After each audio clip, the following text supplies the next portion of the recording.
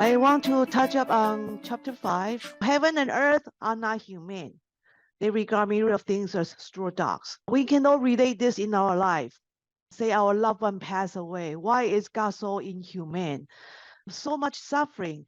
Heaven and earth take away our family member. Why there's so much hunger and poverty? And just talking about the daily food that we consume, the vegetable, the apple. If you look at the plantation, why they have to harvest? Why we don't allow them to grow? We all have a loved one that we really love. Imagine they never die. Imagine our great-grandfather is still alive. What do you think about this? So in a way, this is how the universe works. Heaven and earth are not human because they are teaching us everything in this physical realm is impermanent.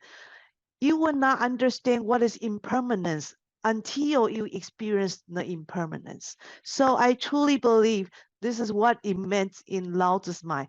Heaven and earth are not human. The crops have to be cut.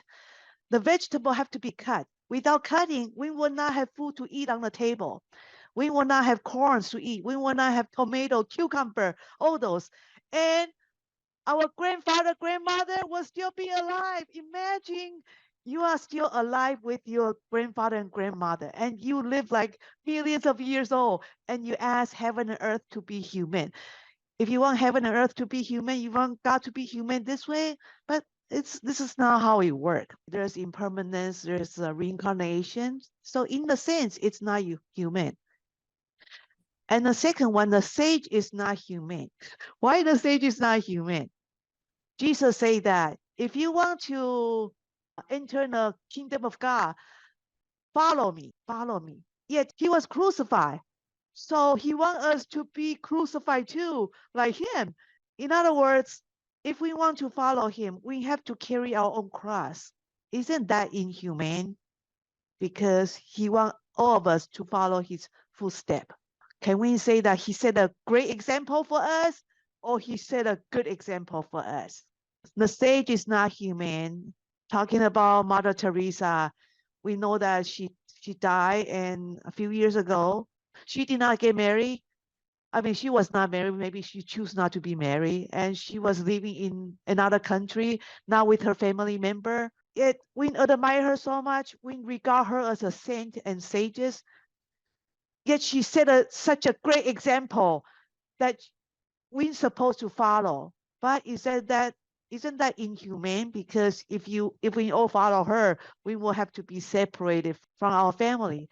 And Jesus has 12 disciples. All the disciples are being murdered, killed, backslash. This is the stage that we are talking about.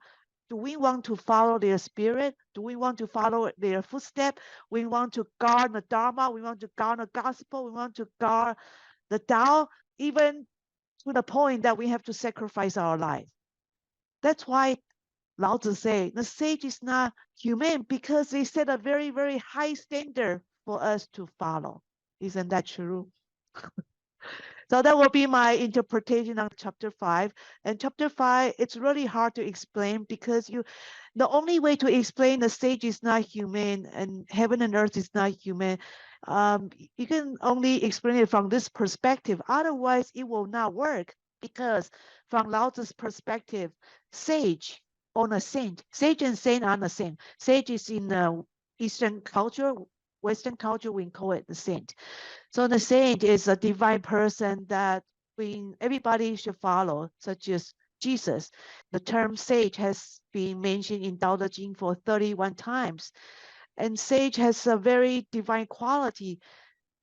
And Laozi have no intention to say anything bad about sages.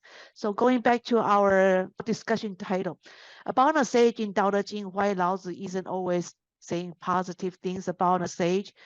Based on chapter 2, when people recognize beauty as beauty, ugliness appear. When we recognize the sage as sage, ugliness appear. Isn't that true? There's a lot of great master, as well as there's a lot of fake master. There's a lot of great prophecy. There's also a lot of fake prophecy. and there's a lot of great pastor, priest, but there's also nasty pastor and priest. So that's why Laozi remind us, although we all want to follow saints and sages, but keep in mind, we need to be cautious, we need to be aware, use our intuition to realize if they are good or bad. So that's why Laozi, he constantly remind us, hey, sage are great, but make sure don't pursue the sagehood, because there's so many sages in our society, or so many masters, so many pastors, so many priests, but some of them are not good. That's why Laozi isn't always saying positive things about a sage. Thank you.